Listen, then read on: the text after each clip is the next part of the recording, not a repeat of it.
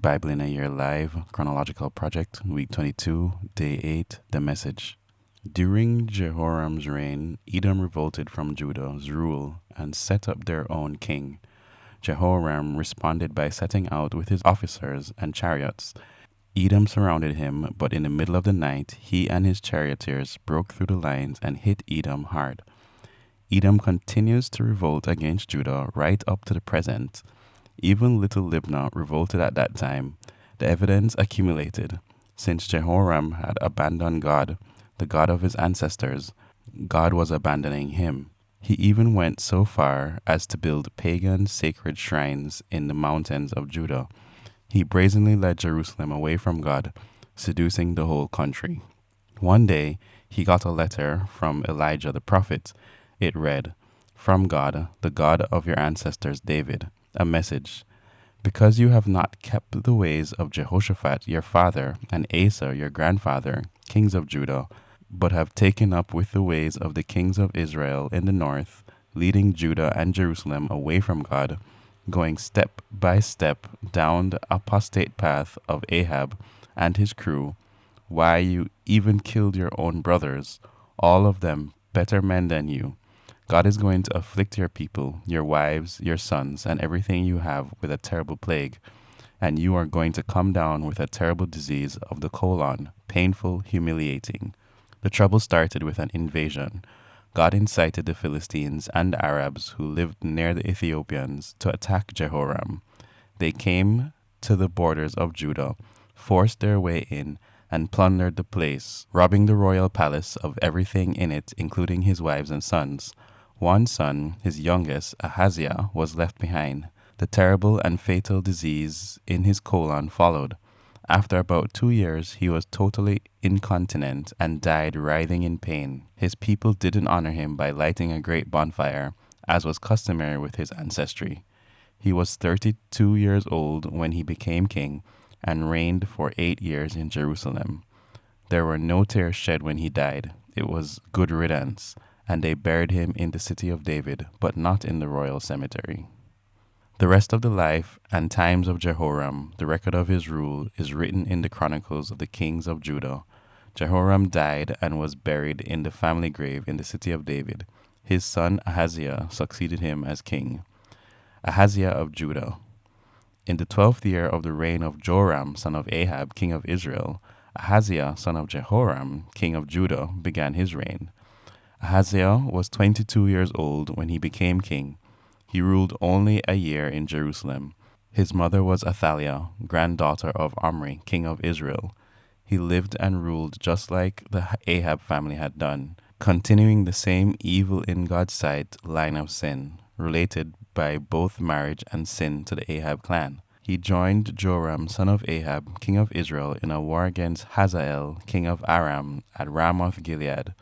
The archers wounded Joram. Joram pulled back to Jezreel to convalesce from injuries he had received in the fight with Hazael. Ahaziah, son of Jehoram, king of Judah, paid a visit to Joram, son of Ahab, on his sickbed in Jezreel. The people of Jerusalem made Ahaziah, Jehoram's youngest son, king. Raiders from the desert who had come with the Arabs against the settlement had killed all the older sons. That's how Ahaziah, son of Jehoram, king of Judah, became king. Ahaziah was 22 years old when he became king, but reigned only 1 year in Jerusalem. His mother was Athaliah, granddaughter of Omri. He lived and ruled just like the Ahab family had done, his mother training him in evil ways. God also considered him evil, related by both marriage and sin to the Ahab clan. After the death of his father, he attended the sin school of Ahab and graduated with a degree in doom. He did what they taught him, went with Joram, son of Ahab, king of Israel, in the war against Hazael, king of Aram, at Ramoth Gilead. Joram, wounded by the Arameans, retreated to Jezreel to recover from the wounds he received in Ramah in his war with Hazael, king of Aram. Ahaziah, son of Jehoram, king of Judah, paid a visit to Joram, son of Ahab, on his sickbed at Jezreel. The fate of Ahaziah when he went to visit was God's judgment on him. When Ahaziah arrived at Jezreel, he and Joram met with Jehu, son of Nimshi, whom God had already authorized to destroy the dynasty of Ahab. Jehu, already at work, executing doom on the dynasty of the Ahab, came upon the captains of Judah and Ahaziah's nephews, part of Ahaziah's delegation, and killed them outright. Then he sent out a search party looking for Ahaziah himself. They found him hiding out in Samaria and hauled him back to Jehu, and Jehu killed him. They didn't, though, just leave his body there. Out of respect for his grandfather Jehoshaphat, famous as a sincere seeker after God, they gave him a decent burial, but there was no one left in Ahaziah's family capable of ruling the kingdom. Jehu of Israel. One day Elisha the prophet ordered a member of the guild of prophets, "Get yourself ready, take a flask of oil, and go to Ramoth Gilead. Look for Jehu, son of Jehoshaphat, son of Nimshi. When you find him, get him away from his companions and take him to a back room. Take your flask of oil and pour it over his head and say, 'God's word, I anoint you king over Israel.' Then open the door and get out of there as fast as you can. Don't wait around."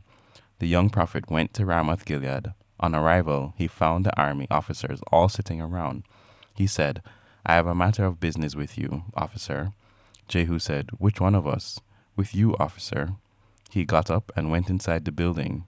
The young prophet poured the oil on his head and said, "God's word, the God of Israel, I have anointed you to be king over the people of God, over Israel.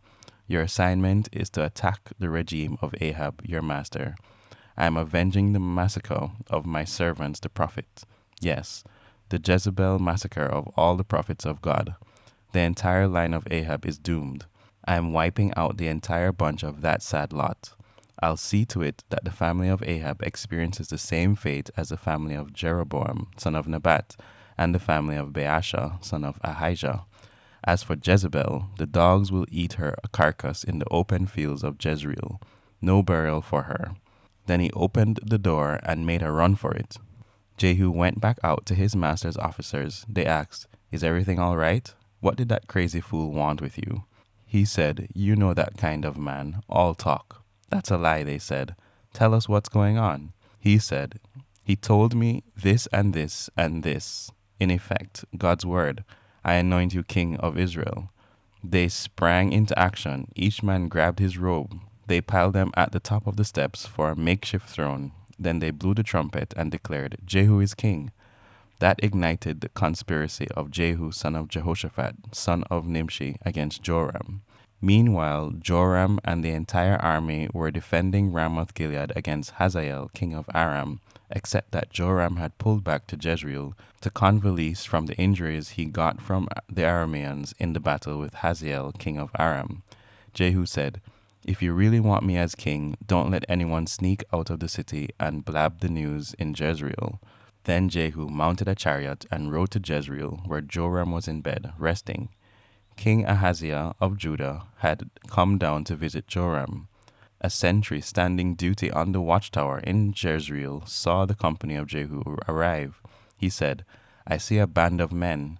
Joram said, "Get a horseman and send him out to meet them and inquire, is anything wrong?" The horseman rode out to meet Jehu and said, "The king wants to know if there's anything wrong." Jehu said, "What's it to you whether things are right or wrong? Fall in behind me." The sentry said, "The messenger reached them, but he's not returning." The king then sent a second horseman. When he reached them, he said, "The king wants to know if there's anything wrong." Jehu said, "What's it to you whether things are right or wrong? Fall in behind me." The sentry said, "The messenger reached him, but he's not returning. The driving is like the driving of Jehu, son of Nimshi, crazy." Joram ordered, "Get my chariot ready." They hitched up his chariot. Joram, king of Israel, and Hazael, king of Judah, each in his own chariot, drove out to meet Jehu. They met him in the field of Naboth of Jezreel. When Joram saw Jehu, he called out, "Good day, Jehu." Jehu answered, "What's good about it? How can there be anything good about it as long as the promiscuous whoring and sorceries of your mother Jezebel pollute the country?" Joram wheeled his chariot around and fled, yelling, "Ahaziah, it's a trap! Ahaziah!" Jehu pulled on his bow and released an arrow. It hit Joram between the shoulder blades and went right through his heart. He slumped to his knees in his chariot. Jehu ordered Bidkar, his lieutenant, quick, throw him into the field of Naboth of Jezreel. Remember when you and I were driving our chariots behind Ahab his father? That's when God pronounced this doom upon him. As surely as I saw the blood of murdered Naboth and his sons yesterday, you'll pay for it on this exact piece of ground. God's word. So take him and throw him out in the field. God's instructions carried out to the letter. Ahaziah, king of Judah, saw what was going on and made his escape on the road toward Beth Hagan. Jehu chased him, yelling out, "Get him too!" Jehu's troops shot and wounded him in his chariot on the hill up to Gur near Ibleam. He was able to make it as far as Megiddo. There he died. His aides drove on to Jerusalem. They buried him in the family plot in the city of David. In the 11th year of the reign of Joram, son of Ahab, Ahaziah had become king of Judah. When Jezebel heard that Jehu had arrived in Jezreel, she made herself up, put on eyeshadow, and arranged her hair, and posed seductively at the window. When Jehu came through the city gate, she called down, "So, how are things, Zimri, you dashing king killer?" Jehu looked up at the window and called, "Is there anybody up there on my side?" 2 or 3 palace eunuchs looked out. He ordered, "Throw her down." They threw her out the window. Her blood splattered the wall and the horses, and Jehu trampled her under his horse's hooves. Then Jehu went inside and ate his lunch. During lunch, he gave orders, "Take care of that damned woman. Give her a decent burial. She is, after all, a king's daughter." They went out to bury her, but there was nothing left of her but skull, feet, and hands. They came back and told Jehu. He said, "It's God's word, the word spoken by Elijah the Tishbite. In the field of Jezreel, dogs will eat at Jezebel. The body of Jezebel will be like dog droppings on the ground in Jezreel. Old friends and lovers will say, 'I wonder, is this Jezebel?'" Ahab had 70 sons still living in Samaria. Jehu wrote letters addressed to the officers of Jezreel, the city elders, and those in charge of Ahab's sons, and posted them to Samaria. The letters read, "This letter is fair warning. You're in charge of your master's children, chariots, horses, fortifications, and weapons. Pick the best and most capable of your master's sons and put him on the throne. Prepare to fight for your own master's position." They were absolutely terrified at the letter. They said, "2 kings have already been wiped out by him. What hope do we have?" So they sent the warden of the palace, the mayor of the city, the elders, and the guardians to Jehu with this message: "We are your servants. Whatever you say, we'll do. We're not making anyone king. You're in charge. Do what you think best." Then Jehu wrote a second letter. "If you are on my side and are willing to follow my orders, here's what you do. Decapitate the sons of your master and bring the heads to me by this time tomorrow in Jezreel." The king's sons numbered 70. The leaders of the city had taken responsibility for them. When they got the letter, they took the king's sons and killed all 70. Then they put the heads in baskets and sent them to Jehu in Jezreel. A messenger reported to Jehu, "They've delivered the heads of the king's sons." He said, "Stack them in 2 piles at the city gate until morning." In the morning, Jehu came out, stood before the people, and addressed them formally. "Do you realize that this very day you are participants in God's righteous working? True, I am the one who conspired against my master and assassinated him, but who do you suppose is responsible for this pile of skulls? Know this for certain, not a single syllable that God spoke in judgment on the family of Ahab is cancelled. You're seeing it with your own eyes. God doing what through Elijah he said he'd do." Then Jehu proceeded to kill everyone who had anything to do with Ahab's family in Jezreel. Leaders, friends, priests, he wiped out the entire lot. That done, he brushed himself off and set out for Samaria. Along the way, at Beth Eked, binding house of the shepherds, he met up with some relatives of Ahaziah, king of Judah. Jehu said, "Who are you?" They said, "We're relatives of Ahaziah, and we've come down to a reunion of royal family." "Grab them," ordered Jehu. They were taken and then massacred at the well of Beth Eked, 42 of them, no survivors. He went on from there and came upon Jehonadab the Rechabite, who was on his way to meet him. Greeting him, he said, "Are we together and of one mind on this?" Jehonadab said, "We are. Count on me." "Then give me your hand," said Jehu. They shook hands on it, and Jehonadab stepped up into the chariot with Jehu. "Come along with me," said Jehu, "and witness my zeal for God." Together they proceeded in the chariot. When they arrived in Samaria, Jehu massacred everyone left in Samaria who was in any way connected with Ahab, a mass execution, just as God had told Elijah. The fate of Ahaziah when he went to visit was God's judgment on him. When Ahaziah arrived at Jezreel, he and Joram met with Jehu, son of Nimshi, whom God had already authorized to destroy the dynasty of Ahab. Jehu, already at work executing doom on the dynasty of Ahab, came upon the captains of Judah and Ahaziah's nephew, part of Ahaziah's delegation, and killed them outright. Then he sent out a search party looking for Ahaziah himself. They found him hiding out in Samaria and hauled him back to Jehu, and Jehu killed him. They didn't, though, just leave his body there. Out of respect for his grandfather Jehoshaphat, famous as a sincere seeker after God, they gave him a decent burial, but there was no one left in Ahaziah's family capable of ruling the kingdom. Next, Jehu got all the people together and addressed them. "Ahab served Baal small time. Jehu will serve him big time. Get all the prophets of Baal here, everyone who served him, all his priests. Get everyone here. Don't leave anyone out. I have a great sacrifice to offer Baal. If you don't show up, you won't live to tell about it."